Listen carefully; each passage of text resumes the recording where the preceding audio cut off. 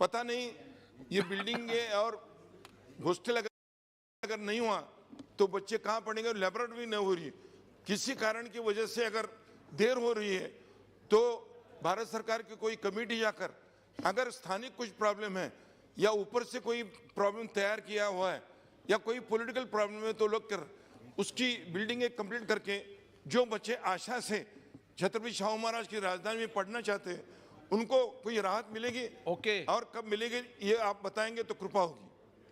माननीय अध्यक्ष महोदय, माननीय सदस्य का जो क्वेश्चन है वो सही है कि कई जगह पे भारत सरकार ने स्पॉन्सर करके और स्टेट गवर्नमेंट की रिकमेंडेशन के आधार पर हमने उसको अप्रूवल दे दिया। बाद में स्टेट गवर्नमेंट उसका कंस्ट्रक्शन करती है, स्टेट गवर्नमेंट उसको संभालती है, हम उसको पैसा देते हैं। मैंने थोड़े दिन पहले रिव्यू किया, जिस स्टेट में अभी कंस्ट्रक्शन वर्क कम स्लो चल रहा है या तो नहीं स्टार्ट हुआ है, हमने उसको रिक्वेस्ट किया है स्टेट गवर्नमेंट को कि तुरंत ही आप चालू करिए ताकि बच्चों को बाहर और जगह पे रहने की नौबत ना आए, पढ़ने का अच्छा अवसर मिले। और इसलिए मैं भी भारत सरकार की ओर से फॉलोअप ले रहा हूँ। आप भी राज्य सरकार को बोलिए, मैं भी स्टेट गवर्नमेंट के साथ बातचीत करता हूँ। क्वेश्चन नंबर 42 श्री मोहन कुंडारिया जी। 42। माननीय मंत्री जी। माननीय अध्यक्ष महोदय, मैं आपका माध्यम से मंत्री जी को विनती करता हूं कि मेरा क्षेत्र में राजकोट और मोरबी दोनों क्षेत्र में जो पासपोर्ट परियोजना के माध्यम से जो उसका पासपोर्ट निकालने का जो तरीका है वो जल्दी हो, इसलिए पासपोर्ट मेला करने के लिए सरकार कोई विचार कर रही है कि क्या?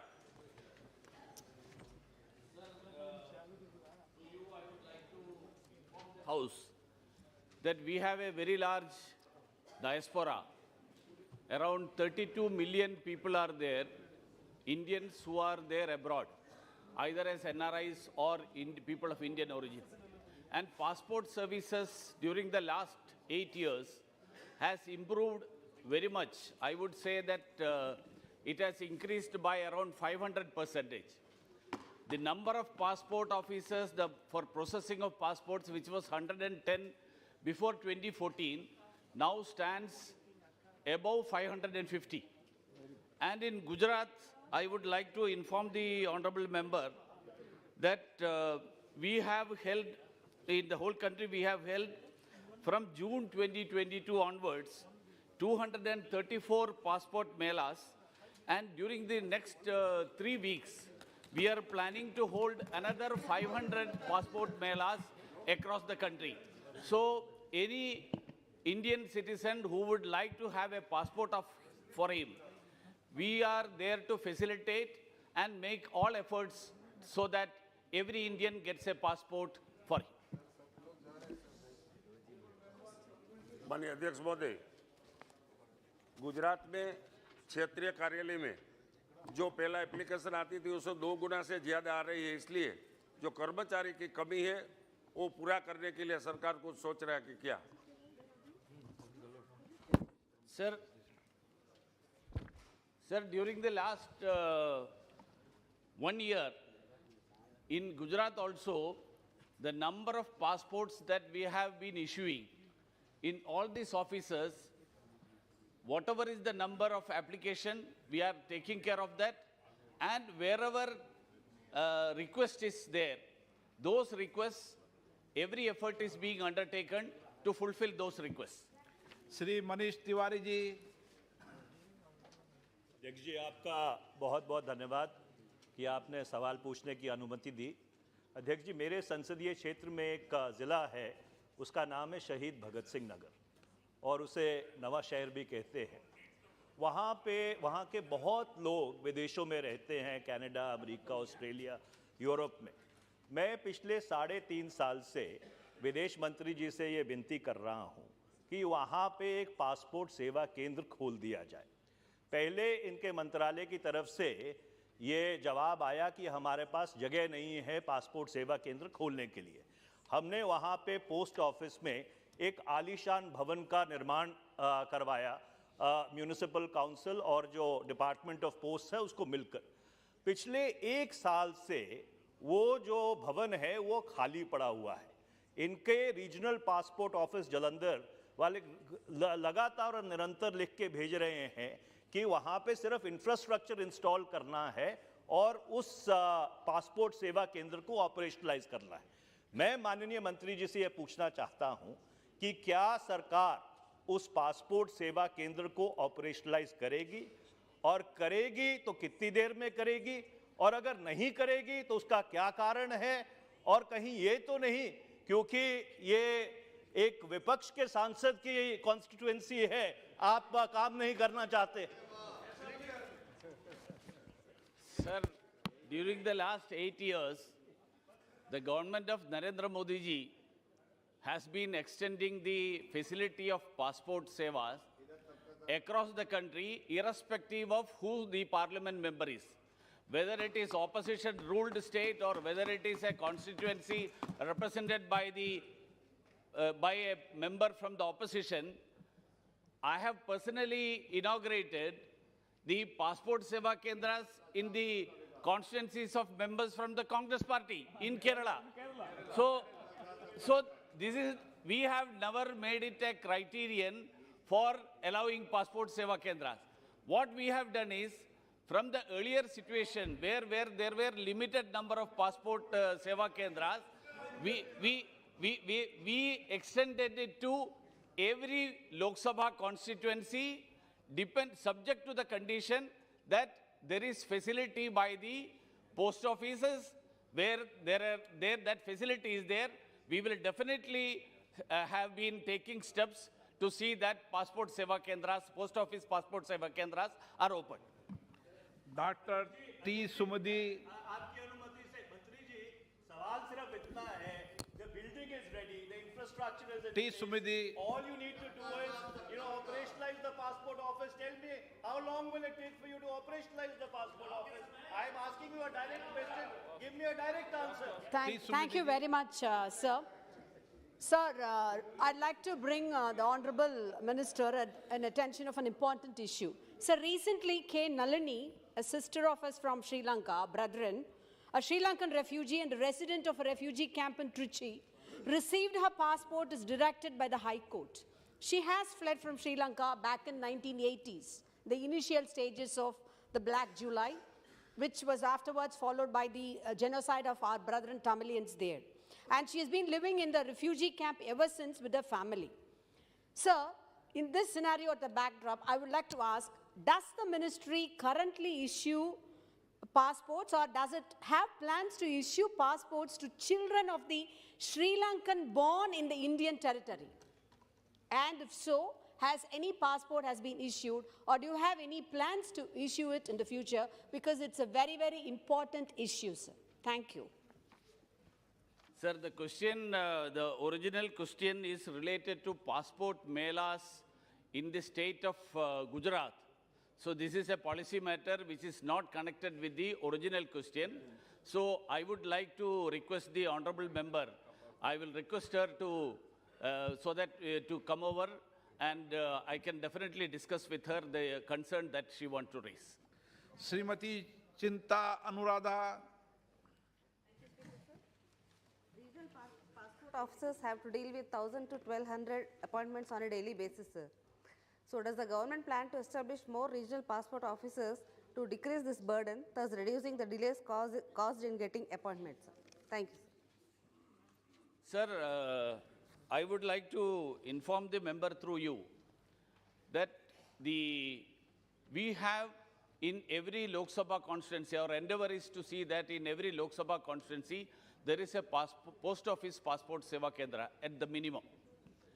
And and another thing is, we have now made it a system that anybody can apply for a passport anywhere in the country. It's not required that he should apply in his own area. So the number of applications that come, we are at present in a position where we can deal with the number of applications, and whenever the pendency increases, we have been holding passport melas. As I mentioned earlier, 500 such melas are being organized in the coming 3 weeks of this year, this month, so that the pendency is reduced. So I would like to inform the honorable member that the number of applications, on the basis of that, every effort will be undertaken to see that no person who applies is denied of getting a passport. दादा, अब प्रश्नकाल के अंदर सबसे पहले जो first time चुनकर आए उन मान्य सदस्यों को मौका मिलेगा। Question number 43, Mohammad A Arif. 43.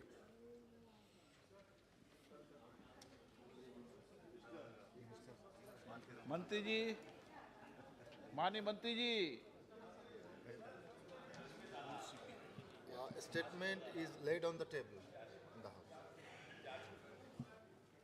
Sir, first of all, I would like to extend my sincere thanks to the Honorable Minister for identifying 4 projects under Sagarmala in my parliamentary constituency. Out of these, Alappuzha Heritage Project Maritime Museum, 250 crores, is very important. In addition to these 4 projects, the Kerala Maritime Board is understood to have prepared a project called Alappuzha Marina cum Cargo Port for the development of Alappuzha Port, which is suspected to cost about only 50 crores only. Whether the government will consider including the project under Sagarmala and provide the financial assistance. And I would like to know from the Honorable Minister the progress made in implementing the above mentioned the Alappuzha Heritage Project Maritime Museum. Respected Speaker, sir, I am especially thankful to respected Member Parliament, Mr. Arif. And Kerala, we all know, it's a God-owned state, one of the most beautiful states in the country. And what God's own, like, that's God owns, like. And particularly in the tourism sector, we have discovered a lot of potentials are there, whether in the backwater, whether the greenery, whether the landscape and all the culture and heritage. So, Honorable Member Parliament has requested by writing a letter to me regarding this particular project. I have already reviewed all the project and we are now waiting the state government of Kerala to send a proposal. Once we receive the proposal, we are definitely going to take up it very positively. Thank you. Honorable Member Supplementary. Sir. Alappuzha Lighthouse is a heritage structure. The feasibility report and the architectural design has already been submitted through the Directorate of Lighthouses in Cochin for the construction of an external lift for the benefit of elderly people, those who are difficult to climb the stairs. Whether the government will expedite the sanction, the estimate, and take necessary steps for its early completion at least by the middle of 2023. Thank you, sir. Respected Chairman, sir, this particular project, as you know, it is all being very carefully monitored by CRZ and all other agencies related to environment. And in this regard, the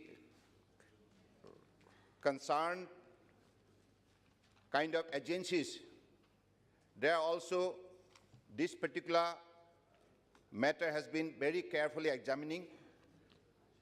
And once we get the proposal, then definitely we are going to take it up. Thank you. Mimi Chakravarti. Thank you, sir.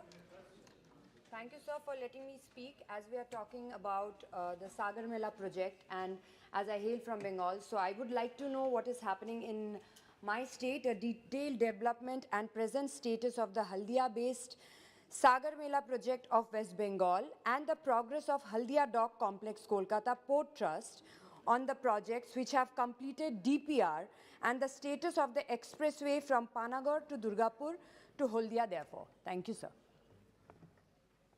Honorable Speaker, sir, I would like to answer to the honorable member through you that we have taken and our Honorable Prime Minister has taken so many initiatives by the Sagarmala program in 7,500 kilometers coastal area, also 14,500 kilometers in inland waterways. So especially I would like to mention that to the honorable member is we already make Cochin Shipyard, Haldia Cochin Shipyard Limited shipbuilding Hugli Cochin Shipyard sorry?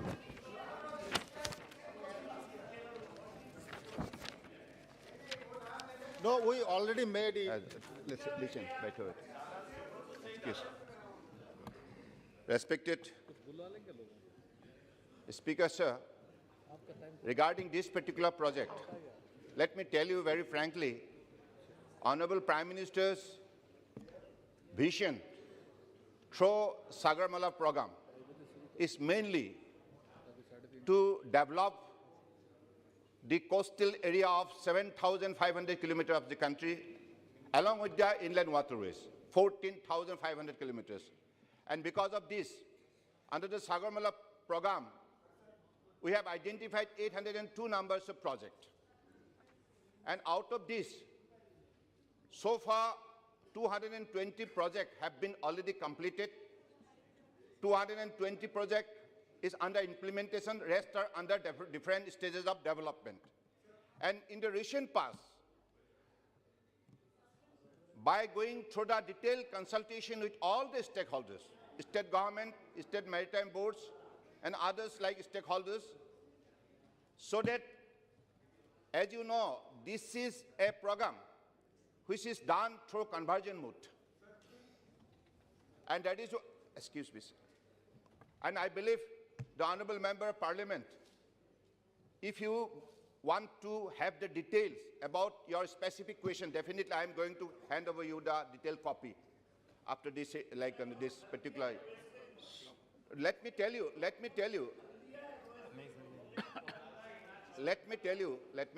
you are quite senior like Member of Parliament. I respect you a lot. Soumitra Khan.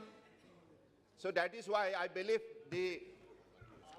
all the project under Sagarmala program, whether it is port modernization, whether it is port-led connectivity, port-led industrial development, and port-like kind of coastal community development, all these parameters involved in this particular program has been very seriously taken up. As you know, with investment worth of rupees 5.5 lakhs crores, this particular program is aimed to be completed in the next 2035. So this is the target plan, and we are proceeding very comfortably with the support of all other stakeholders. Thank you. Soumitra Khan ji. Sir आपको बहुत बहुत धन्यवाद आपका माध्यम से जानना मेरा पूछना है सर नवद्वीप मायापुर गंगा और सागर मेला दीघा ये जितने सारे कोस्टल एरिया है भारत सरकार हर जगह में काम कर रहा है तो ये जगह में सेंट्रल गवर्नमेंट का कितना फंड स्टेट गवर्नमेंट को दिया है क्या खुद अपन से कितना काम कर रहा है ये डेवलपमेंट के लिए टूरिज्म के लिए माननीय मंत्री जी In this aspect, whatever initiative we have taken, state-wise, will give you the details like figures. Because today this particular question was pertaining to the tourism importance of Kerala. So I believe Honorable Member will definitely get the details after this question is over. Shri I.B. Eden. Sir, thank you, sir. Sir, the question is related to coastal tourism. Sir, if coastal tourism have to be developed, the life and livelihood of the fishermen have to be much, much better condition. Sir, after 2015, not a single rupee have been spent by the central government, the government of India, for building the sea walls in the coastal belt and the groins in the coastal belt. Sagarmala has got huge amount of money and Sagarmala is implementing, the port ministry is implementing a lot of developmental projects I thank the Honorable Minister for developing the Thoppambadi Fisheries Harbour, which is one of the major, which has one of the major catches for the fishermen, and their livelihood is dependent on that. I appreciate the project. You should come for the inauguration as well. I have requested you. Sir, the point is, we should give money from the Sagarmala project to develop the sea belt, sea coast, to build the sea walls and the groins. Will the government, the ministry take initiatives for the development of the harbors as well as the fishermen community as a large? Respected Speaker, sir, if we get any proposal of this kind from the respective state government, definitely we'll look into the matter. Question number 44, Sri Girish Bhalchand Bapat.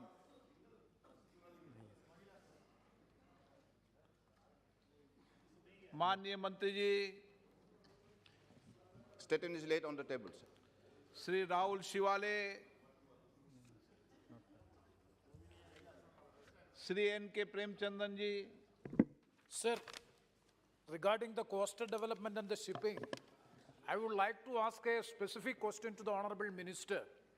When Sri Mansukh Mandavia ji was the Minister for Shipping and Ports, he has convened a meeting of all the coastal members of Parliament and had a detailed discussion about the comprehensive development of the coastal area, including the shipping sector. And the project name is Sagar Tak Mala project, such comprehensive project was there.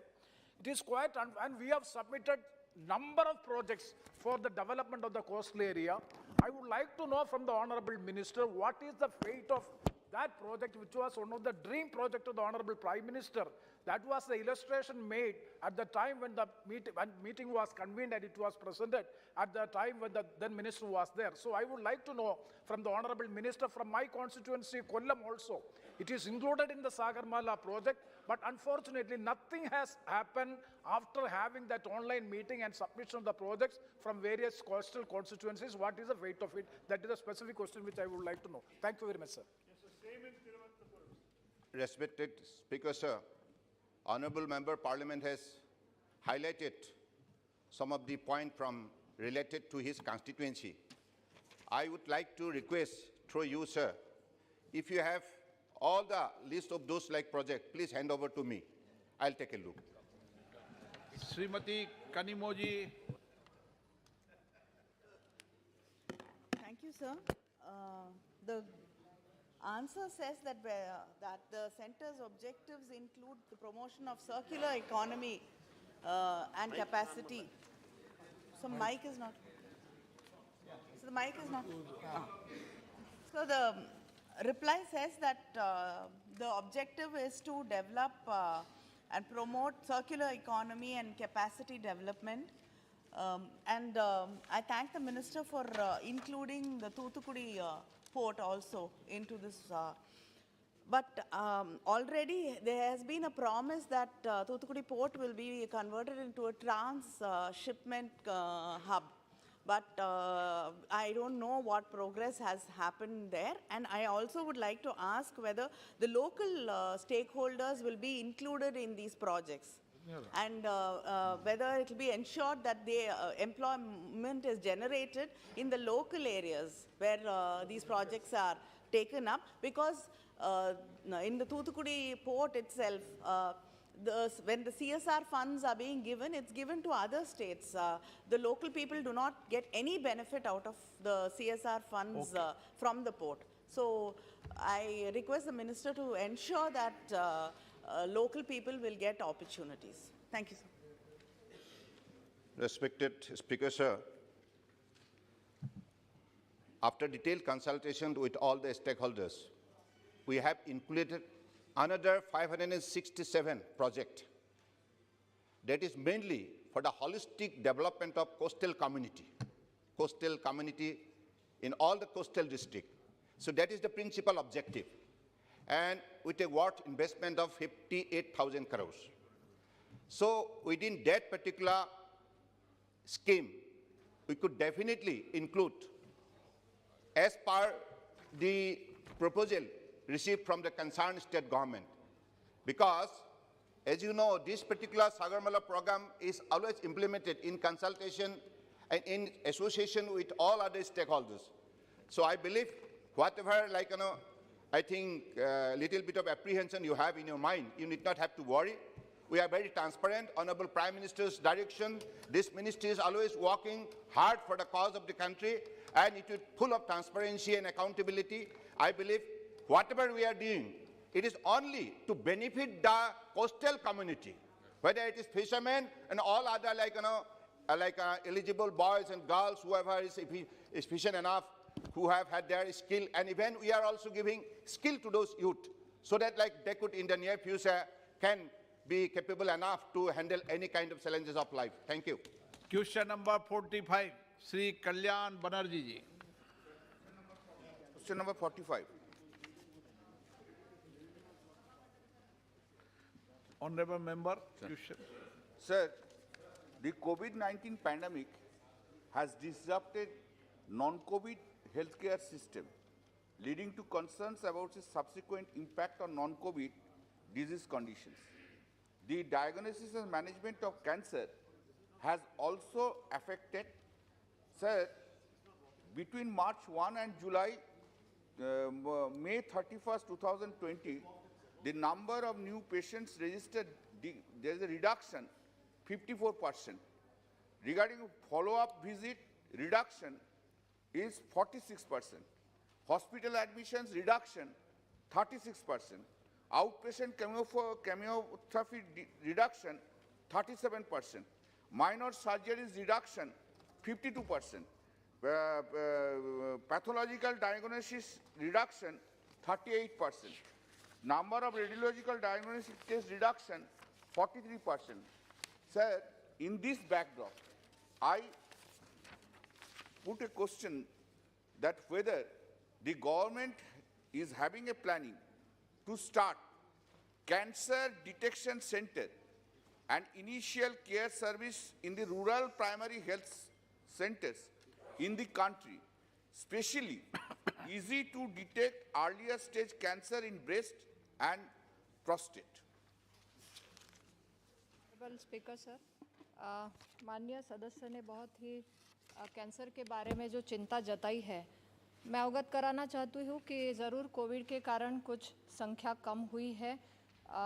Because of Covid cancer के patient का screening हो या treatment हो, उस time में थोड़ा disturb हुआ था, लेकिन आफ्टर कोविड स्क्रीनिंग भी बढ़ गए हैं और लगातार HWC हेल्थ और वेलनेस सेंटर्स, जो कि आपने कहा कि ग्रामीण में हो या शहर में हो, ये सेवाएं बढ़नी चाहिए. So keeping in that view, sir, we are going to increase our 1.5 lakh health and wellness centers throughout the country, and through that we are providing the very good screening services. So our aim is to provide and concentration on screening. Sir, आज हमने देखा जाए तो HWC के through लगभग 16 crore oral cancer के detection किए हैं, 8 crore breast cancer and 5.53 crore का सर्वाइकल कैंसर का डिटेक्शन हुआ है. ये बहुत ही गंभीर और चिंताजनक आंकड़े हैं, लेकिन फिर भी अर्ली डायग्नोसिस पे हम काम कर रहे हैं और वो अवेयरनेस भी बढ़ा रहे हैं. उसके अलावा sir PHC, sub centre, district hospital, सब डिस्ट्रिक्ट हॉस्पिटल में ये सेवाएं हैं. उसके बाद सर टर्शरी केयर के लिए पेशेंट को सुविधा मिले, इसलिए लगातार जैसे पहले जवाब में माननीय मंत्री जी ने कहा कि मेडिकल कॉलेजेस, एम्स बढ़ा रहे हैं. और उसके अलावा सर हमारे 19 स्टेट कैंसर इंस्टीट्यूट्स लगभग बढ़े हैं इन 8 सालों में, और 20 टर्शरी कैंसर केयर सेंटर्स बढ़ाए गए हैं, जिसमें सर वेस्ट बंगाल में हमारे 3 TCC है, टर्शरी केयर कैंसर सेंटर्स, और उसके अलावा national cancer institute eight Jhajjar, जो कि बहुत बड़ा सेंटर खुला है, और Chittaranjan national cancer institute Kolkata में है, जो कि 460 बेड का. सर, ये लगातार प्रयास हो रहा है कि कैंसर के लिए सुविधा हर एक ज़िले में, हर एक स्टेट में उपलब्ध हो. धन्यवाद. सप्लीमेंट्री माननीय. My question was specifically for the rural and primary health center. Anyway, you have given some answers in respect of the city. Now, my second question is whether the government is having any plan to expand the scope and function of population-based cancer registers centers, which presently covers 10% of the population of India, from 38 centers to all major cancer research hospitals of the states and districts in the country. Regarding the registry, Honorable Speaker, sir, through you, sir, I would like to mention that as per the National Cancer Registry Program, that estimated number of cancer as in 2020 is 13 lakh 0.92 thousands. Sir, the estimated projected increase is 12.8%. Sir जो चिंता जताई है वो पहले से ही सरकार ने उस पर काम शुरू कर दिए हैं और उसके अकॉर्डिंग टू दैट सर 2025 तक ये संख्या 15 लाख तक बढ़ सकती है। ये काम ऑलरेडी शुरू हुआ है। जैसे आपने कहा सर कि डिस्ट्रिक्ट लेवल पे, तो मैं कहना चाहूँगी आपके माध्यम से सर कि आज लगभग 760 डिस्ट्रिक्ट में हमारे NCD clinics, National Programme for Prevention and Control of Cancer, Diabetes और कार्डियोवैस्कुलर डिसीज़ और स्ट्रोक के माध्यम से, जो कि एनएचएम के तहत वो एनसीडी किए जाते हैं सर, आज 707 जिलों में वो भी सुविधा उपलब्ध है। Doctor S T. Hasan. Thank you sir. Sir, हम सब लोग जानते हैं prevention is better than cure. Cancer की समस्या एक विकराल रूप ले रही है देश के अंदर, और ये रिपोर्ट्स आ रही हैं कि अनियंत्रित टेलीफोन टावर्स, खाद्य पदार्थों की मिलावट और बेतहाशा इंसेक्टिसाइड का उपयोग कैंसर को प्रोड्यूस कर रहा है। क्या सरकार के पास इन्हें प्रिवेंट करने का कोई उपाय है या कोई स्ट्रेटजी है? जैसे कि आपने अलग अलग कारणों में कैंसर के बारे में चिंता जताई, तो सर ये जो अवेयरनेस प्रोग्राम लगातार हर साल हम करते हैं, तो उसमें यही अवेयर किया जाता है कि क्या लाइफस्टाइल होनी चाहिए, किसको हम अवॉइड करें। अलग अलग कारणों के कारण सर आज कैंसर की बढ़ती हुई चिंता हमें नज़र आती है, तो अलग अलग प्रोग्राम और हर एक मिनिस्ट्री के माध्यम से ये प्रोग्राम किए जाते हैं। श्रीमती सुनीता दुग्गल।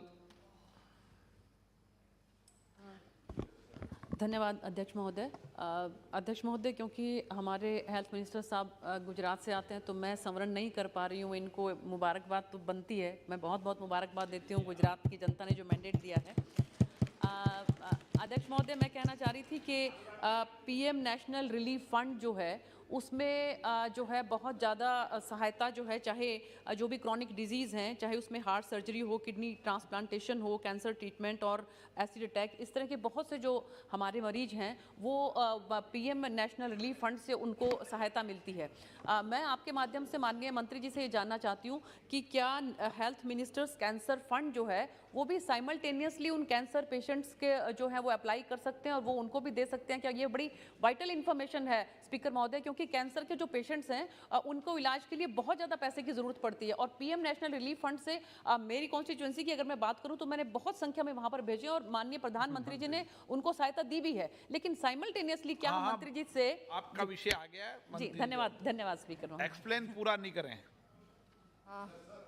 माननीय स्पीकर सर, आपके माध्यम से मैं ये भी बात कहना चाहूँगी कि जैसे माननीय सदस्य ने कहा कि पीएम केयर फंड के माध्यम से पेशेंट को मदद मिलती है, ज़रूर। उसके अलावा सर हमारी प्रधानमंत्री जन आरोग्य योजना है जो कि बहुत बड़े पैमाने पे इस कैंसर के पेशेंट को आज मदद दे रही है। उसके अलावा जो रैन के बारे में पूछा माननीय सदस्य ने कि राष्ट्रीय आरोग्य निधि, जिसके तहत health ministers cancer patient fund, sir ये जो पेशेंट के लिए प्रोवाइड करते हैं वो 15 लाख की अमाउंट को पर पेशेंट की मदद दी जाती है, जिसमें सर आज तक लगभग 2015 से आज तक 107 करोड़ की राशि 15,000 पेशेंट के लिए सरकार ने उपलब्ध कराई है। और इसके अलावा अलग अलग प्रधानमंत्री जन आरोग्य केंद्र या अमृत के माध्यम से भी सर सुविधा Shri Beni बानन। Sir, how the government intend to tackle the problem of childhood cancer in the country? According to WHO, has stated that India is a home of 20% of the global cancer burden, with nearly 75,000 Indian children suffering from cancer every year. As per the findings of this NCDIR and WHO, that nearly 49% of pediatric cancer cases in India remain undiagnosed. Sir, what measures does the government plan to take to address these findings? Thank you, sir. माननीय अध्यक्ष महोदय, सदस्य ने जो चिंता जताई वो पहले भी जवाब में आ चुकी है कि चाहे वो चाइल्डहुड कैंसर हो या एडल्ट का कैंसर हो, जिसमें कि हम National Programme for Prevention and Control of Cancer के लिए एनएचएम के थ्रू एनसीडी क्लिनिक्स जो चला रहे हैं सर, उसमें स्क्रीनिंग की सुविधा उपलब्ध है। और आरबीएस के जो हमारा एनएचएम के तहत हम जो आरबीएस के माध्यम से हर ज़िला लेवल में कैंप लगाते हैं, जिसमें बच्चे भी हम डायग्नोज करते हैं। Through that sir we are focusing on early detection and simultaneously the treatment also. Thank you. Doctor लोरव फोज। Question number 46. Statement is laid on the table. Honorable member. Thank you, Mr. Chairman. The Honorable Minister, who is also from Northeast, he has given us a very detailed reply on my question of development of river ports and inland waters. I thank you, sir. Sir, here is one specific question I would like to ask. Lakhipur in Assam, which is also Fular Toll, upstream up to Tipaimuk and further on up to Tolbung, this is part of the river Barak. Whether there is any proposal specifically to develop these waterways, and because waterways in this area has been there since the British time, and post-independence, I think it has in some ways been stopped. And so I would further request that if this can be restored again. Thank you, sir. Respected Speaker, sir, the Honourable Member Parliament has mentioned about the 16 national waterways Barak. And after going through techno-economic feasibility report, we have come to know that it is not feasible because of the rocky surface and rocky kind of existence of in this particular river towards Tipkai. So I believe it is Honourable Member Parliament will very understand that instead of going through the river, which is not being feasible, but we have decided to set up 5 jetties between Jiribam, Tamenglong district of Manipur. This particular jetty will definitely help to have the access of cross like river trade and also passengers movement. And in this regard, my ministry is very much sincerely working with the help of the government of Manipur. And I believe this will definitely benefit the people living on both sides of the river. Honorable Member Supplementary. It's a small supplementary, sir. This, as I was just talking, that during the British time, this waterway was already there. And so, yes, we also know that the rivers are shallow. However, with dredging, it can be smaller vessels can go upstream further. So one thing is that the road systems are also very poor. And that is why people, especially living across the border along this Barak River, they face a lot of communication problems. And so if only the waterways can be developed, right now roadways are also being developed, but it is taking so much time. And from time to time, landslide and other things also hamper transportation. And so the riverways, waterways definitely will act as a boon to the people living across the states, especially in Mizoram and also in Manipur up to Tamenglong. And then, of course, beyond this place called Tolbung, I think it is rocky, and so it is going to be a little problem. So if up to here, you can at least consider that. Thank you, sir.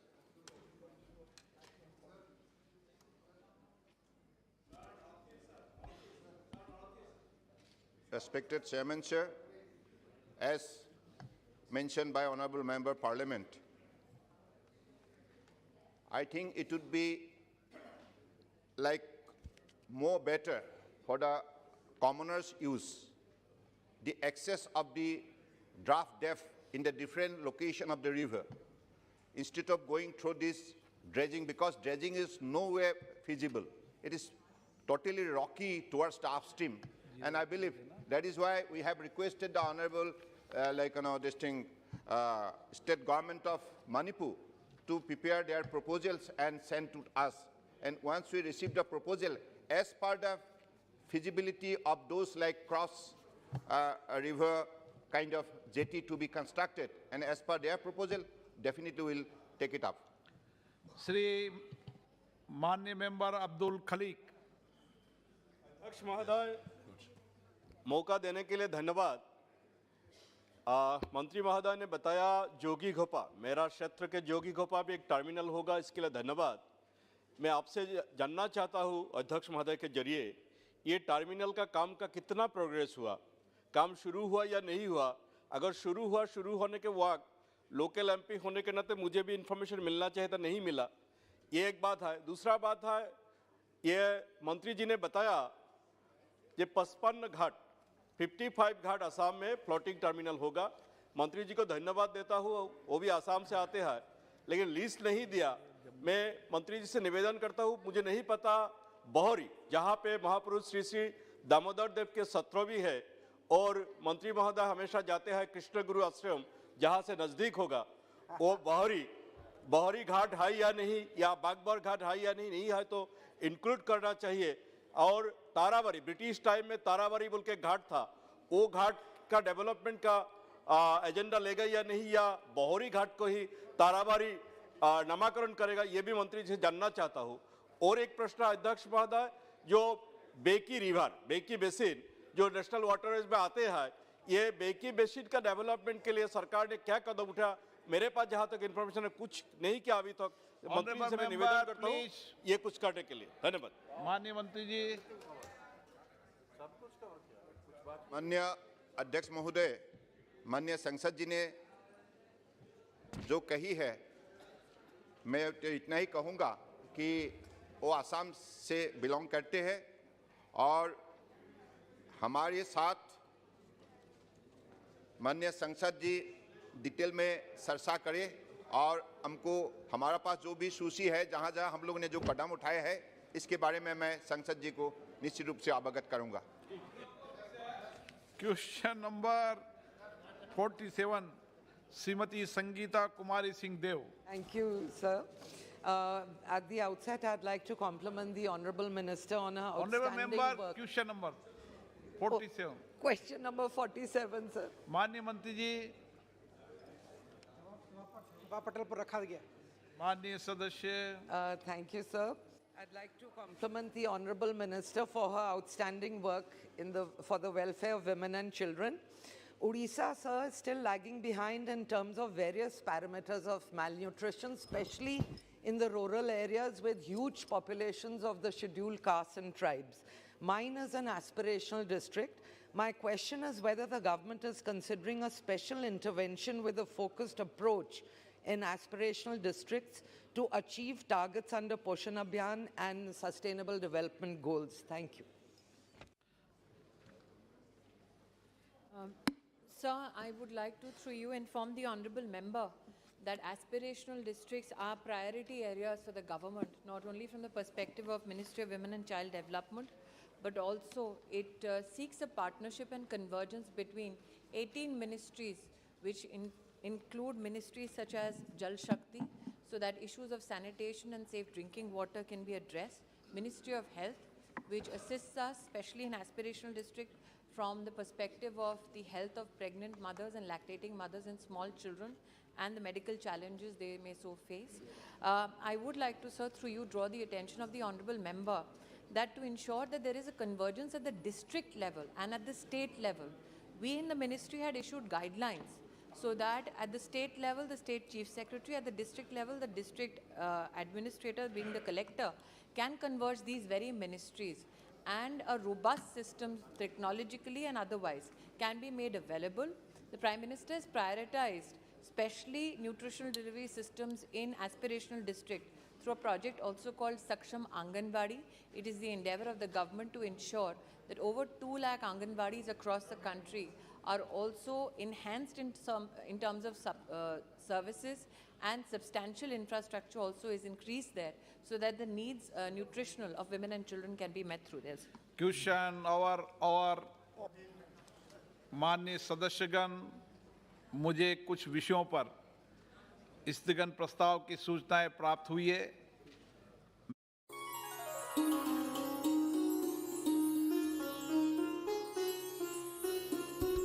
आप देख रहे हैं DD national, नए भारत का नया दूरदर्शन।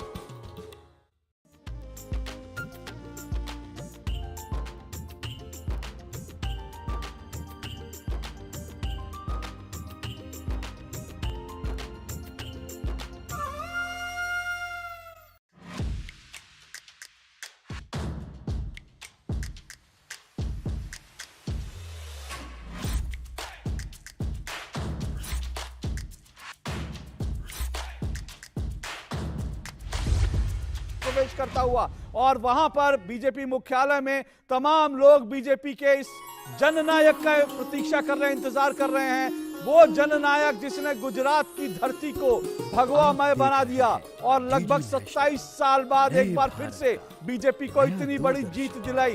वो जननायक इस वक्त बीजेपी मुख्यालय में पहुंचे हैं और बीजेपी के कार्यकर्ता उनकी एक झलक पाने के लिए जेपी नड्डा, आप देखिए जेपी नड्डा ने, भाजपा के राष्ट्रीय अध्यक्ष जेपी नड्डा ने प्रधानमंत्री नरेंद्र मोदी का स्वागत किया, फूलों का गुलदस्ता देकर स्वागत किया। और इस वक्त आप देख रहे हैं ये पहली तस्वीर है भाजपा मुख्यालय से सीधा प्रधानमंत्री नरेंद्र मोदी पार्टी मुख्यालय में बीजेपी कार्यकर्ताओं के बीच, और फूलों की जो है पंखुड़ियों से प्रधानमंत्री नरेंद्र मोदी का स्वागत किया जा रहा है। तमाम लोग फूल जो हैं, फूलों की वर्षा कर रहे हैं और एक कार्यकर्ता ने फूल के साथ साथ जो है उनका जो मोबाइल फोन था वो भी चला गया। जेपी नड्डा ने उनका मोबाइल फोन उठा करके वापस किया। तो देखिए बीजेपी के कार्यकर्ता, इस वक्त हमारे संवाददाता दोनों तालियां बजाकर लोग देखिए तालियां बजाकर लोग स्वागत कर रहे हैं। इस तरह से इस जननायक का स्वागत हो रहा है। हमारे संवाददाता, इस वक्त दो संवाददाता मेरे वहां मौजूद है, राजेश राज और साथ साथ शैलेंद्र मिश्र। राजेश राज, शैलेंद्र मिश्र, फूलों की वर्षा हो रही है, प्रधानमंत्री नरेंद्र मोदी बीजेपी मुख्यालय पहुंचे। आप बताइए क्या कुछ नजारा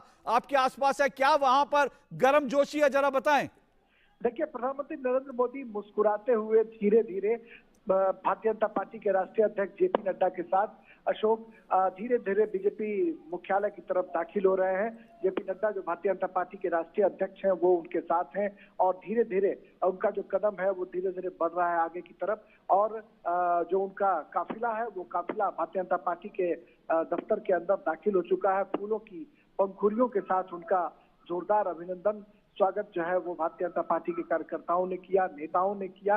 पंक्तिबद्ध होकर अपने लोकप्रिय और जनप्रिय नेता को देखने के लिए यहाँ पर जो कार्यकर्ता हैं, नेता हैं, वो बेसब्री से सुबह से ही उनकी प्रतीक्षा कर रहे थे अशोक। और यह इंतजार की घड़ियां जो है वो अब खत्म हो चुकी हैं और प्रधानमंत्री नरेंद्र मोदी अब भारतीय जनता पार्टी के मुख्यालय के भीतर दाखिल हो गए हैं और अंदर जाने के बाद वो पुनः जो सभा स्थल है, जो अभिनंदन स्थल है, वहां तक वो आएंगे और फिर वहां पर कार्यकर्ता जो सुबह से जमे हुए हैं वो पीएम मोदी का इस्तकबाल करेंगे, अभिनंदन करेंगे।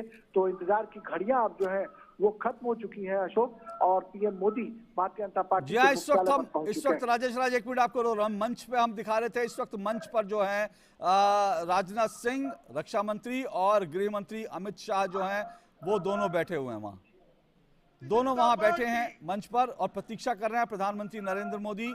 पार्टी के जो राष्ट्रीय अध्यक्ष हैं जेपी नड्डा, उनके साथ पार्टी मुख्यालय में गए और मुझे लगता है सबसे पहले वो पंडित दीनदयाल उपाध्याय की प्रतिमा पर माल्यार्पण, शायद पुष्पांजलि अर्पित करें, जैसी कि परंपरा प्रधानमंत्री नरेंद्र मोदी ने अपने लिए एक परंपरा डाली हुई है। जब भी जाते हैं वो पार्टी मुख्यालय तो पंडित दीनदयाल उपाध्याय की प्रतिमा पर बीएल संतोष, बीजेपी के संगठन महासचिव भी दिख रहे हैं, आपने वो भी देखा, बीएल संतोष बीजेपी के संगठन महासचिव। और बीजेपी संगठन के दम पर इतनी बड़ी जीत हासिल करती है और बीजेपी की जीत में जहां प्रधानमंत्री नरेंद्र मोदी का करिश्मा है एक जननायक के तौर पर, उसी तरह से जो है बीजेपी का संगठन और प्रधानमंत्री नरेंद्र मोदी अभिवादन करते हुए देखिए। मोदी मोदी मोदी मोदी मोदी मोदी मोदी विक्ट्री का निशान बनाकर मोदी नरेंद्र मोदी विक्ट्री का निशान बनाते हुए प्रधानमंत्री और बीजेपी के राष्ट्रीय अध्यक्ष जेपी नड्डा कार्यकर्ताओं के अभिवादन को स्वीकार करते हुए। मोदी, भारत माता की, श्री नरेंद्र मोदी जिंदाबाद, श्री नरेंद्र मोदी जिंदाबाद। तो जो वह पार्टी मुख्यालय में जो एक मंच बनाया गया है, उस मंच पे जाने से पहले प्रधानमंत्री नरेंद्र मोदी ऊपर की तरफ गए, जहां से तमाम कार्यकर्ताओं को उनकी एक झलक मिल सके, और उस जगह पर जाकर उन्होंने अभिवादन किया, हाथ उठाकर अभिनंदन किया, विक्ट्री साइन बनाया, जीत की खुशी जताई, और उसके बाद जो है वो मंच की तरफ अब आगे बढ़ रहे हैं, जहां से वो कार्यकर्ताओं को संबोधित करेंगे। मोदी मोदी मोदी मोदी।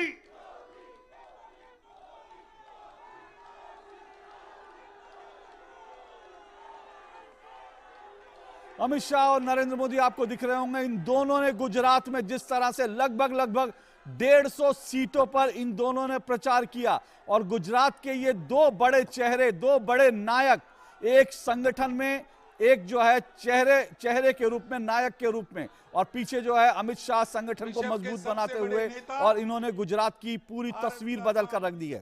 रोशन करने वाले प्रधानमंत्री श्री नरेंद्र मोदी जी का और मंचस्थ सभी नेताओं का मैं स्वागत करता हूं और निवेदन करता हूं मंचस्थ नेताओं से, आप सभी बैठ जाइए। भारत माता की, श्री नरेंद्र मोदी जिंदाबाद।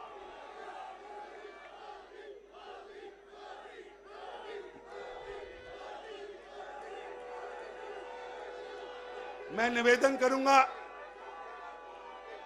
कि मंच सभी नेता आदरणीय प्रधानमंत्री जी का, जिन्होंने हर मोर्चे पर भारत का नाम रोशन किया, देश के रक्षक, देश को आगे बढ़ाने वाले, देश को विश्व की सबसे बड़ी शक्ति बनाने वाले, हम सब के मसीहा प्रधानमंत्री श्री नरेंद्र मोदी जी का, जिन्होंने इस विजय के अंदर मूल आधार, इस विजय का जो है, ऐसे हमारे नेता प्रधानमंत्री नरेंद्र मोदी जी का सभी मंचस्थ नेता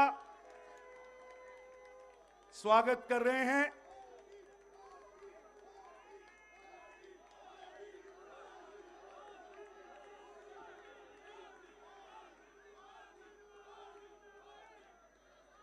आप सभी से निवेदन है, कृपया बैठ जाइए। आपका जोश बता रहा है, कृपया बैठ जाइए। भारत माता की, भारत माता की, नरेंद्र मोदी जिंदाबाद, प्रधानमंत्री मोदी जिंदाबाद। अब मैं निवेदन करूंगा भारतीय जनता पार्टी के राष्ट्रीय अध्यक्ष श्री जेपी नड्डा जी से कि वो आए और हम सब के नेता पार्टी को हर विजय की ओर बढ़ाने वाले, हर विजय के मूल आधार प्रधानमंत्री श्री नरेंद्र मोदी जी का स्वागत करें। आदरणीय Shri JP Nadda ji.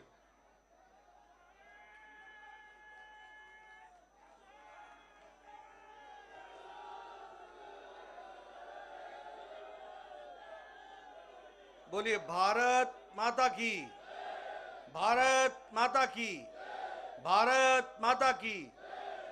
Bharatiya Janata party, Bharatiya Janata party, Bharatiya Janata party.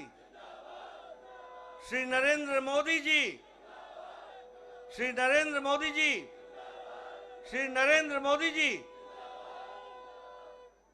आज के इस विशाल विजय सभा में मंच पर उपस्थित हम सबके प्रिय नेता, भारत के यशस्वी प्रधानमंत्री सम्माननीय श्री नरेंद्र मोदी जी, मंचस्थ हमारे सभी वरिष्ठ नेता और यहां इतनी बड़ी संख्या में एकत्र आए, जोश से भरे हुए, ओतप्रोत होते हुए विजय के इस सभा में अपना योगदान करने के लिए दूर दूर से आए, आप सबकी ओर से और मैं अपनी ओर से और भारतीय जनता पार्टी के करोड़ों कार्यकर्ताओं की ओर से हम अपने यशस्वी प्रधानमंत्री श्री नरेंद्र मोदी जी का हार्दिक अभिनंदन करते हैं, स्वागत करते हैं।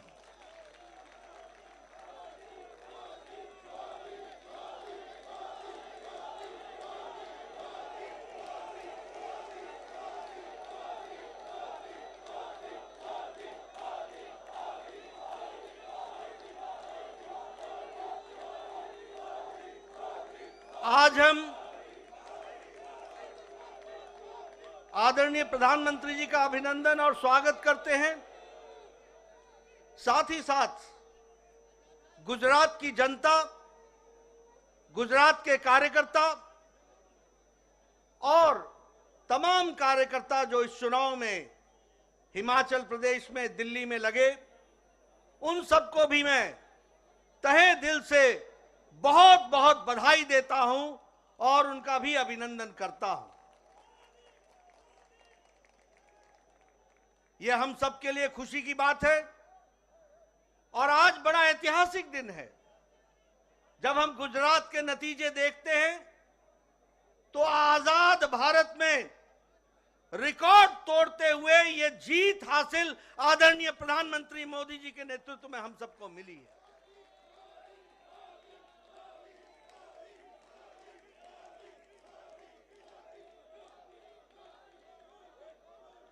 इस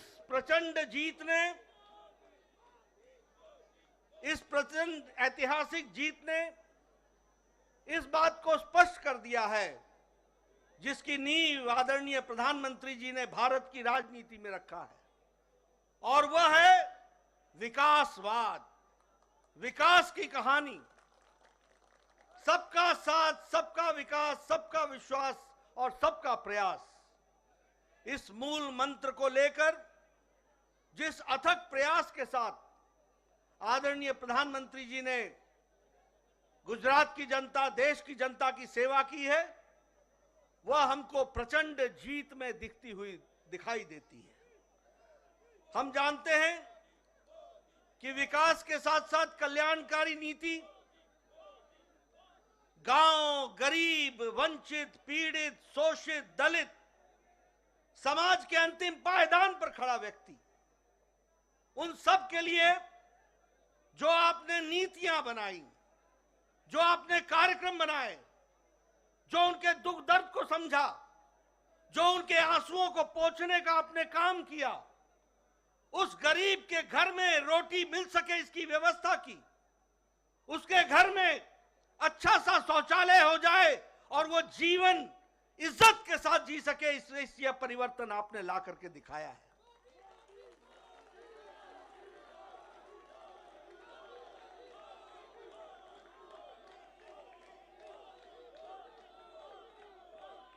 गरीब के घर में बिजली मिले 24 घंटे, उसको 2 वक्त की रोटी मिले, वह विकास करने के लिए उसकी शिक्षा की व्यवस्था हो, स्वास्थ्य की व्यवस्था हो, महिलाओं की चिंता हो, युवाओं की चिंता हो, किसानों को इज्जत से आगे बढ़ने का मौका मिले, ये सारी नीतियों को आपने प्रतिपादित किया है। और जिस तरीके से आपने गुजरात में विकास में सारे रिकॉर्ड तोड़े हैं, गुजरात की जनता ने भी नतीजों में सारे रिकॉर्ड तोड़ दिए, यह भी आपको देखने को मिला।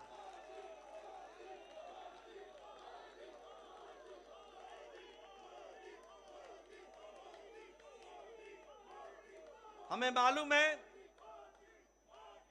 52.5% वोट हमारे को मिला गुजरात में, और उसके साथ साथ 156 सीटों पर हम विजय हासिल कर पाए।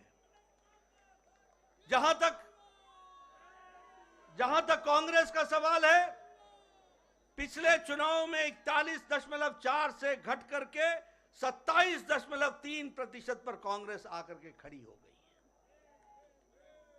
है। एक तरीके से उनका वंशवाद, परिवारवाद, अकर्मण्यता और गैर जिम्मेदाराना विपक्ष, यह सब मिलाकर के उनकी स्थिति इस तरीके की बनाता है।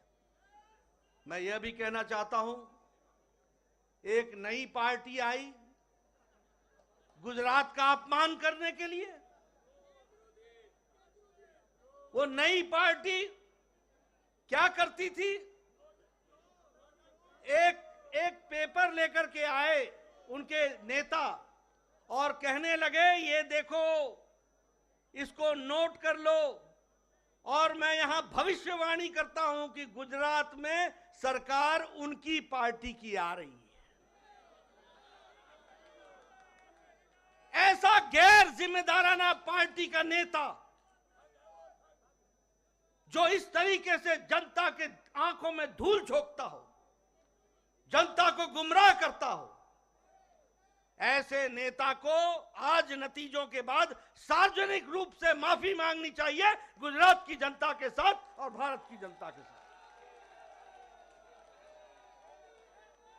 यह कैसी राजनीति है? देखो, मैं लिख के दे रहा हूं, भविष्यवाणी कर रहा हूं। और दूसरा रिकॉर्ड उसने क्या तोड़ा? और दूसरा रिकॉर्ड क्या तोड़ा कि आजाद भारत में आज दिन तक ऐसा कोई नेता नहीं हुआ जो बोर्ड लेकर के चलता हो कि मैं कट्टर ईमानदार हूं। बोर्ड लेकर के ऐसे अपने बारे में बताने की आवश्यकता पड़ जाए, आप समझ सकते होंगे कि ये कितने कट्टर बेईमान हैं। मैं आदरणीय प्रधानमंत्री जी ने हम सबका मार्गदर्शन करना है, मैं अधिक समय नहीं लूंगा, लेकिन मैं फिर से गुजरात में जो हमें सफलता आपने दिलाई और आपके नेतृत्व में हमें मिला है, और जिस हर्षोल्लास के साथ सारा देश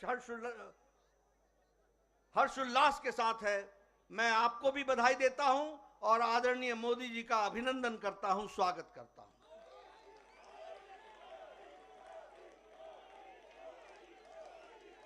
मित्रों,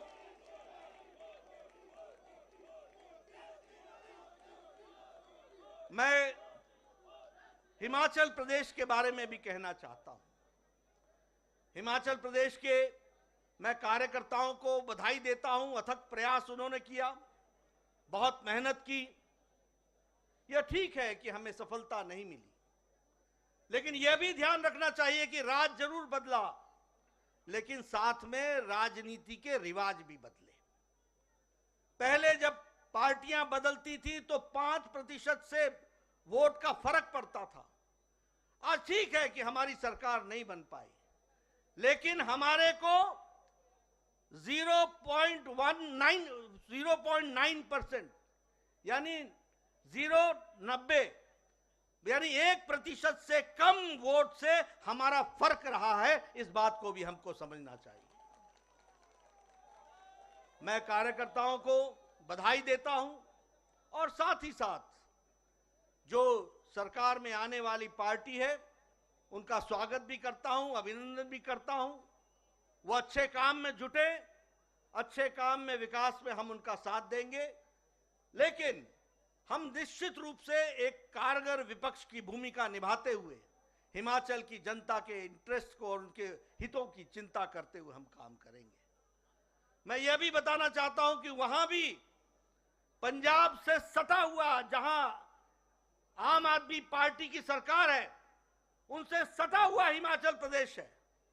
67 सीटें चुनाव लड़ने आए थे और मैंने कहा था कि खाता तो खुलना छोड़ो, इनकी जमानत जब्त होगी, और 67 की 67 सीटों पर जमानत जब्त हुई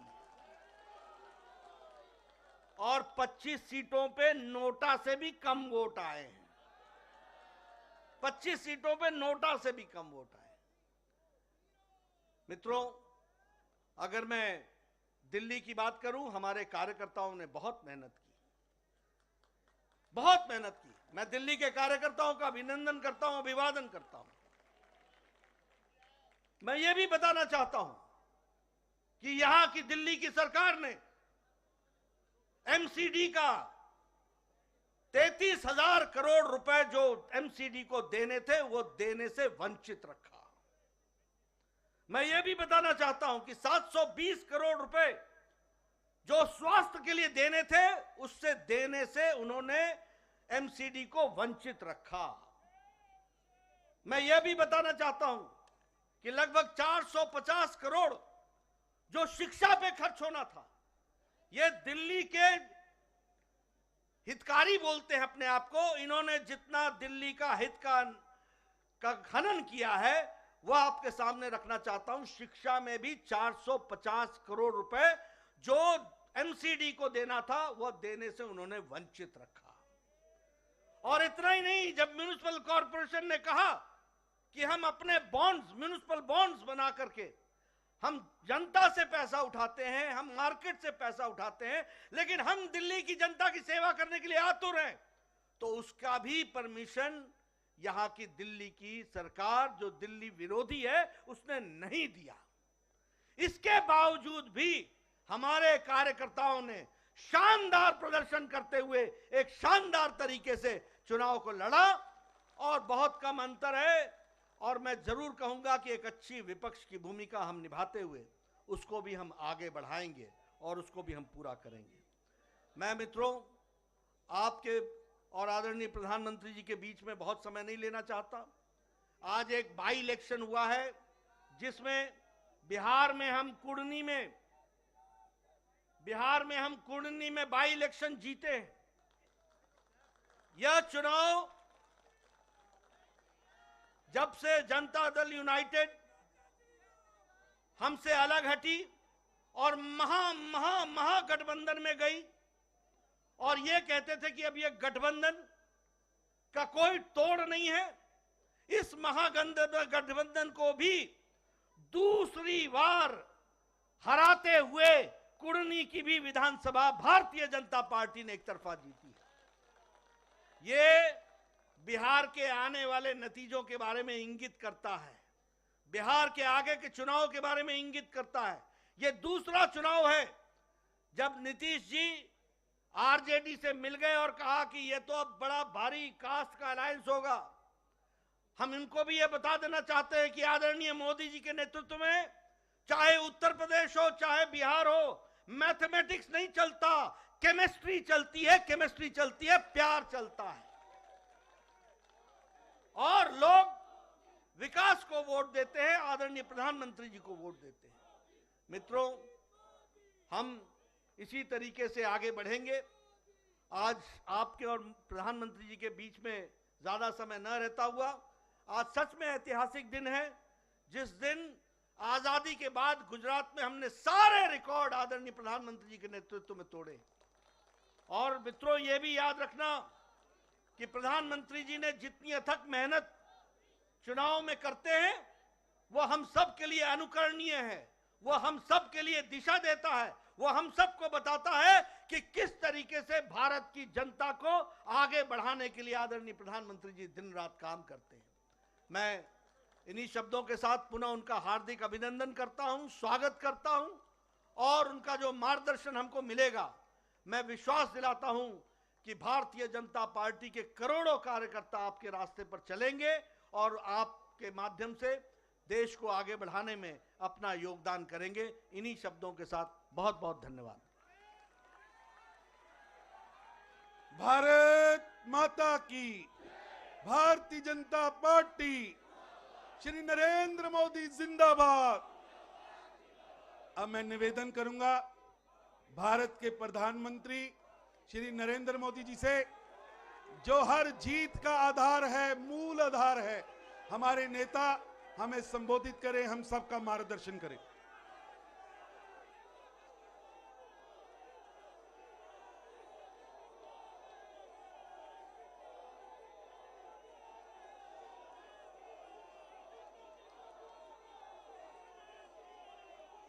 भारत माता की, भारत माता की,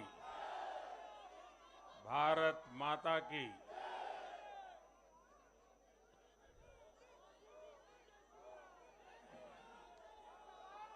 भारतीय जनता पार्टी के राष्ट्रीय अध्यक्ष श्रीमान जेपी नड्डा जी, हमारे वरिष्ठ साथी श्री राजनाथ जी, श्री अमित भाई,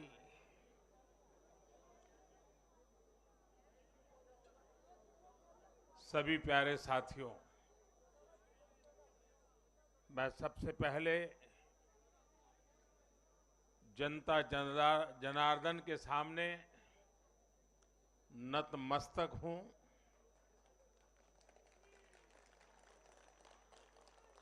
जनता जनार्दन का आशीर्वाद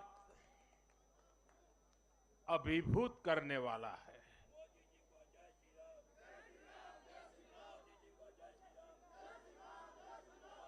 श्रीमान जेपी नड्डा जी के नेतृत्व में भारतीय जनता पार्टी के कार्यकर्ताओं ने जो परिश्रम किया है, उसकी खुशबू आज हम चारों तरफ अनुभव कर रहे हैं।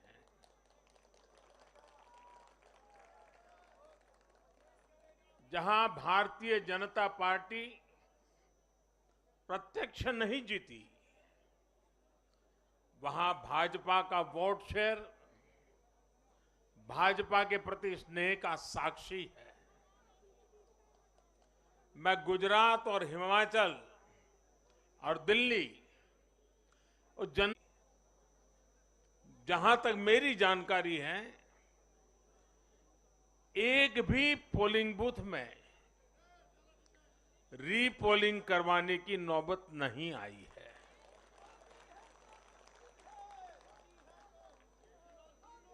मतलब कि सुख और शांतिपूर्ण रूप से लोकतंत्र की भावनाओं को पूरी तरह लेटर एंड स्पिरिट में स्वीकार करते हुए मतदाताओं ने लोकतंत्र के उस उत्सव को बहुत बड़ी ताकत दी है और इसके लिए भी चुनाव आयोग अभिनंदन का अधिकारी है।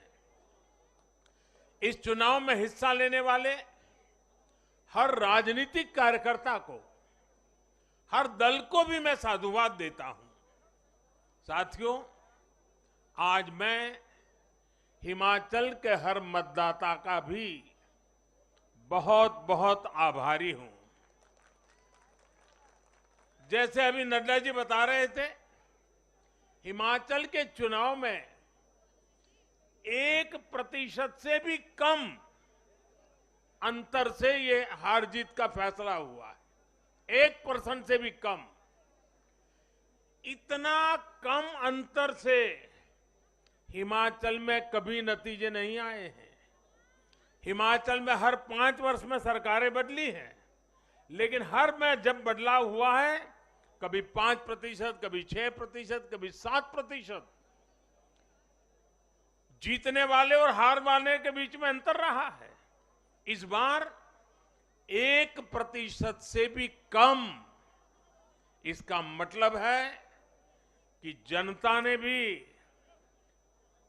भारतीय जनता पार्टी को विजय बनाने के लिए भरसक प्रयास किया है। मैं हिमाचल की जनता को आश्वस्त करता हूं कि भाजपा भले ही 1% से पीछे रह गई, लेकिन विकास के लिए हमारी प्रतिबद्धता 100% रहेगी।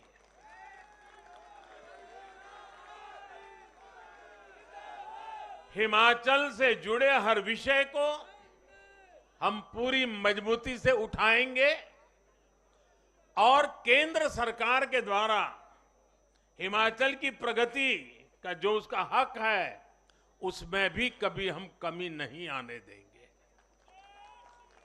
अभी जो मैंने दिल्ली का वर्णन सुना कि किस प्रकार से दिल्ली कॉरपोरेशन को विफल करने के इरादे से जनता के साथ धोखा किया गया, ये काम हम नहीं करते हैं।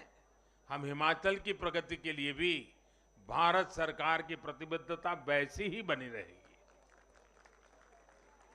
साथियों, बीजेपी को मिला जन समर्थन इसलिए भी महत्वपूर्ण है क्योंकि ये ऐसे समय में आया है जब भारत अमृत काल में प्रवेश कर चुका है। ये दिखाता है कि आने वाले 25 साल सिर्फ और सिर्फ विकास की राजनीति के ही है। भाजपा को मिला जन समर्थन नए भारत की आकांक्षाओं का प्रतिबिंब है। भाजपा को मिला जन समर्थन भारत के युवाओं की युवा सोच का प्रकटीकरण है। भाजपा को मिला जन समर्थन गरीब, दलित, वंचित, पिछड़े, शोषित, आदिवासियों के सशक्तिकरण के लिए है। लोगों ने भाजपा को वोट दिया क्योंकि भाजपा का हर सुविधा को प्रत्येक गरीब, मध्यम वर्गीय परिवार तक जल्द से जल्द पहुंचाना चाहती है। लोगों ने भाजपा को वोट दिया क्योंकि भाजपा देश के हित में बड़े से बड़े और कड़े से कड़े फैसले लेने का दम रखती है।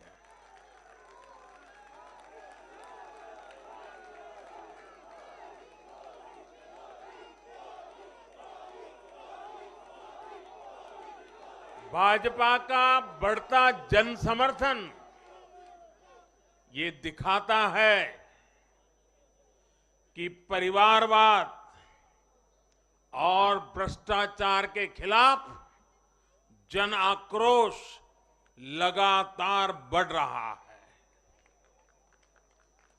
और मैं इस बात को स्वस्थ लोकतंत्र के लिए एक शुभ संकेत के रूप में देखता हूं।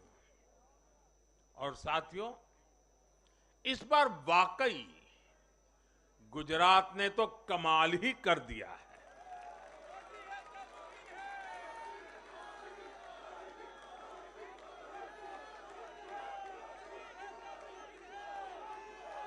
मैं नड्डा जी सहित सभी भाजपा कार्यकर्ताओं को बधाई देता हूं और विशेष रूप से मैं गुजरात की जनता को भी नमन करता हूं। चुनावों के दौरान मैंने गुजरात के भाई बहनों और युवाओं से कहा था कि इस बार नरेंद्र का रिकॉर्ड टूटना चाहिए। और मैंने वादा किया था कि भूपेंद्र नरेंद्र का रिकॉर्ड तोड़े, इसलिए नरेंद्र जी जान से मेहनत करेगा।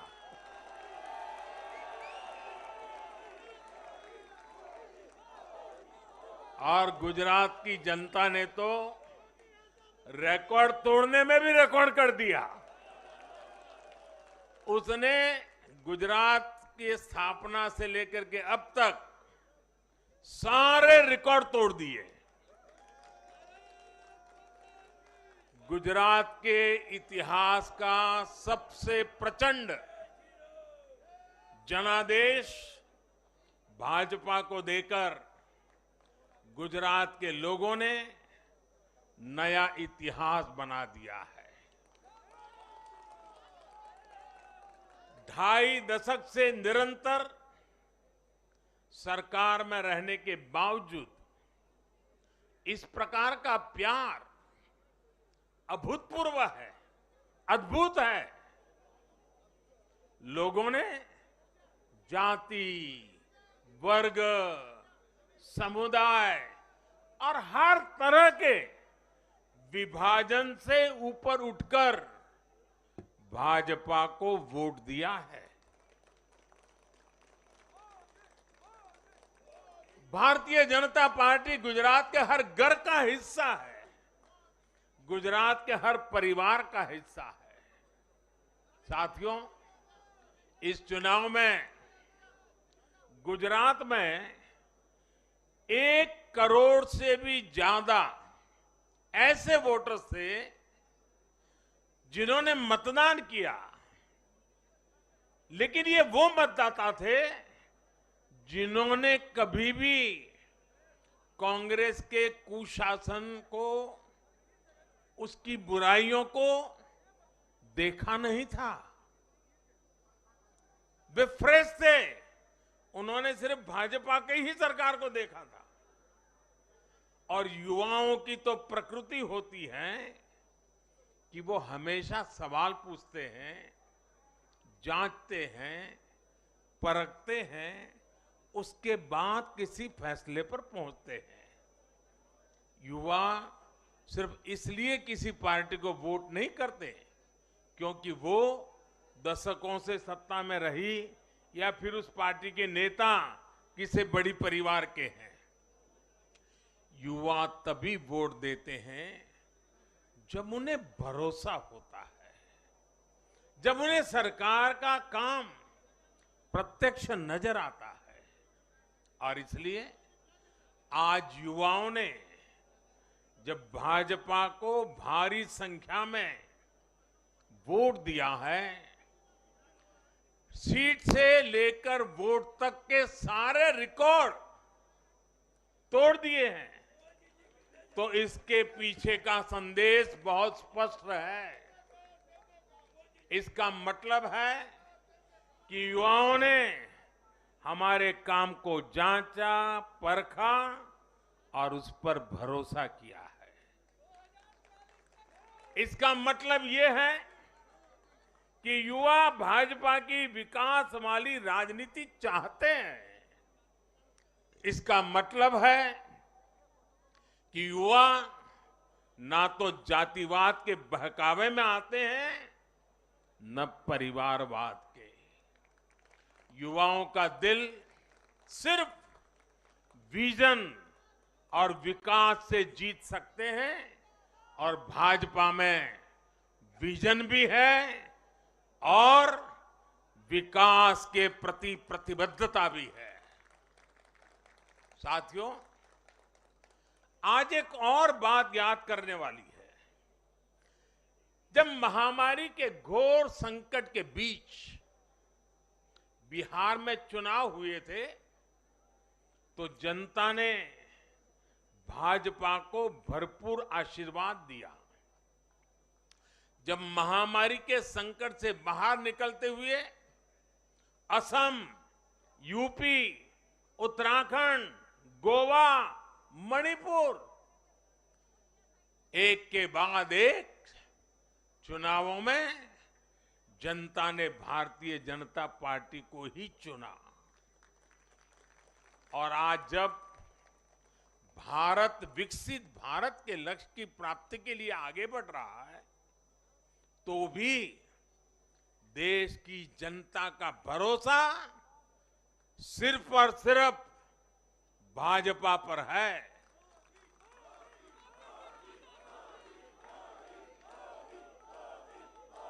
मैं बड़े बड़े एक्सपर्ट्स को भी ये याद दिलाना चाहता हूं कि गुजरात के इस चुनाव में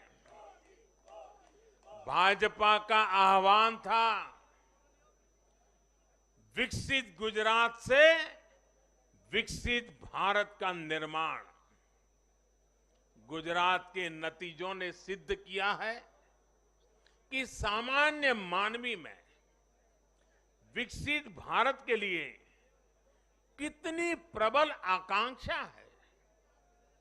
संदेश साफ है, जब देश के सामने कोई चुनौती होती है तो देश की जनता का भरोसा भाजपा पर होता है। जब देश पर कोई संकट आता है तो देश की जनता का भरोसा भाजपा पर होता है। जब देश बड़े लक्ष्य तय करता है तो उनकी प्राप्ति के लिए देशवासियों का भरोसा भाजपा पर होता है। जब देश की आकांक्षाएं चरम पर होती हैं तो भी उनकी पूर्ति के लिए देश की जनता का भरोसा भाजपा पर ही होता है। साथियों, भाजपा के आज हम जहां पहुंचे हैं, राज्यों में हो, स्थानीय स्वराज्य की निकायों में हो या केंद्र में हो, ये ऐसे ही नहीं पहुंचे हैं। 5 पीढ़ियां जनसंघ के जमाने से तपस्या करते हुए परिवार के परिवारों खपते रहे, तब जाकर के ये दल बना है, तब जाकर के हम यहां पहुंचे।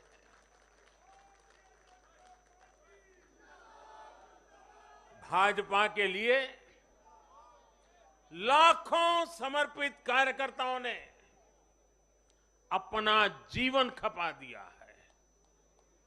व्यक्तिगत सुख, व्यक्तिगत आकांक्षाएं, व्यक्तिगत खुशी, व्यक्तिगत महत्वाकांक्षा, व्यक्तिगत सफलता, इन सबको तिलांजलि देकर भाजपा का प्रत्येक कार्यकर्ता समाज और देश की सेवा करने में, समाज और देश को सशक्त करने में जुटा रहता है। हम विचार पर भी बल देते हैं और व्यवस्था को भी सबल बनाते रहते हैं। भाजपा अपने कार्यकर्ताओं की अथाह संगठन शक्ति पर भरोसा करके ही अपनी रणनीति बनाती है और सफल भी होती है। उतार चढ़ाव भाजपा के राजनीतिक जीवन में भी आए हैं, लेकिन हमने आदर्शों और मूल्यों पर अड़िग रहकर दिखाया है। साथियों, पिछले 8 वर्षों में देश में एक और बहुत बड़ा बदलाव अनुभव किया गया है। ये बदलाव कार्य का भी है, कार्यशैली का भी है। भाजपा की सरकारें भी कार्य को छोटा नहीं समझती। हम मानते हैं हर काम बड़े लक्ष्यों की प्राप्ति का माध्यम बनता है। इसलिए भाजपा की सरकारों ने गरीबों के लिए पक्के घर, शौचालय, गैस कनेक्शन, बिजली कनेक्शन, नल से जल, बैंक में खाते, मुफ्त इलाज, मुफ्त भोजन, इंटरनेट, ऐसी बेसिक सुविधाओं पर फोकस किया है। पहले की राजनीति में ये बहुत फैंसी विकास नहीं माना जाता था। पहले की राजनीति में इसे बड़े काम के तौर पर देखा भी नहीं जाता था। इसलिए आज जो भी सरकारी लाभ है वो हर व्यक्ति, हर क्षेत्र, हर वर्ग जो उसका हकदार है उस तक तेजी से पहुंचने के लिए ईमानदारी से प्रयास किया जाता है। पूरा का पूरा पहुंचे, इसके लिए टेक्नोलॉजी का भी भरपूर उपयोग किया जाता है। किस क्षेत्र, किस वर्ग, किस समुदाय में कितने वोट हैं, इस आधार पर न हम देश चलाते हैं, न राज चलाते हैं, न सरकारें चलाते हैं। और हमें आज इस बदली हुई राजनीति के सकारात्मक नतीजे भी देखने को मिल रहे हैं।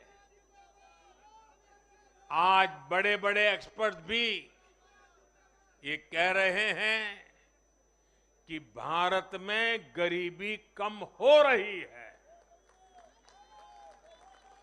साथियों, देश ने पिछले 8 वर्षों में गरीब को सशक्त करने के साथ ही गरीब तक मूलभूत सुविधाएं पहुंचाने के साथ ही आधुनिक इंफ्रास्ट्रक्चर पर भी फोकस किया है। रोड हो, रेल हो, एयरपोर्ट हो, टनल्स हो, सोलर पावर प्लांट हो, स्टेडियम हो, ऑप्टिकल फाइबर नेटवर्क हो, जो भी हो, सबसे उत्तम हो, सबसे श्रेष्ठ हो, ये आकांक्षा लेकर आज भारत चल रहा है। और साथियों, मैं एक और बात आपको याद दिलाना चाहूंगा। हम सिर्फ घोषणा करने के लिए घोषणा नहीं करते, हम राष्ट्र निर्माण के व्यापक मिशन के लिए निकले हुए लोग हैं। इसलिए सिर्फ 5 वर्ष के राजनीतिक नफा नुकसान को देखते हुए हम कोई भी घोषणा नहीं करते। हमारी हर घोषणा के पीछे एक दूरगामी लक्ष्य होता है, एक रोड मैप होता है। ये बात स्पष्ट है कि देश आज शॉर्टकट नहीं चाहता। देश का मतदाता आज इतना जागरूक है कि क्या उसके हित में है, क्या उसके अहित में है, वो अच्छी तरह जानता है। देश का वोटर जानता है कि शॉर्टकट की राजनीति का कितना बड़ा नुकसान देश को उठाना पड़ेगा।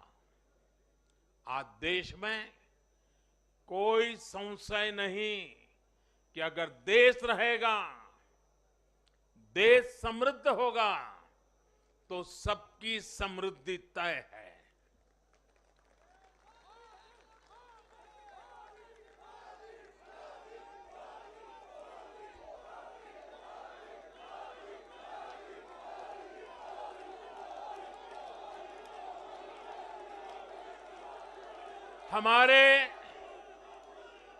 हमारे पूर्वजों के पास अनुभव का अगाध ज्ञान था और अनुभव के निचोड़ से कहावतें बनती थी। और हमारे यहां हमारे पूर्वजों ने हमें विरासत में दी हुई एक कहावत है, आमदनी अठन्नी और खर्चा रुपया। अगर ये वाला हिसाब रहेगा तो क्या स्थिति होगी, ये हम दुनिया में हमारे अड़ोस पड़ोस में आज भली भांति देख रहे हैं। और इसलिए आज देश बहुत सतर्क है। देश के हर राजनीतिक दल को ये याद रखना होगा कि चुनावी हथकंडों से किसी का भला नहीं हो सकता। साथियों, आज के जनादेश में एक और संदेश है। समाज के बीच दूरियां बढ़ाकर राष्ट्र के सामने नई चुनौतियां खड़ी करके जो राजनीतिक दल तत्कालिक लाभ लेने की फिराक में रहते हैं, उन्हें देश की जनता, देश की युवा पीढ़ी देख भी रही है और समझ भी रही है।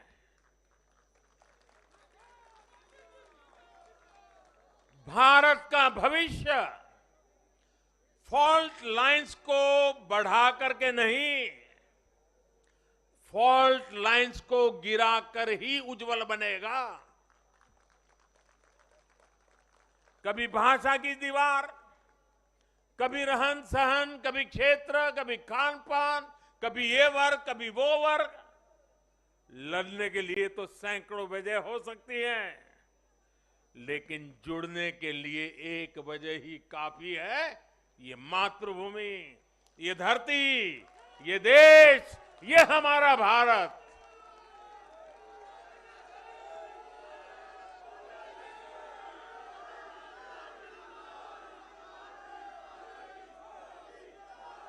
जीने के लिए और मरने के लिए इससे बड़ी वजह कोई और नहीं हो सकती।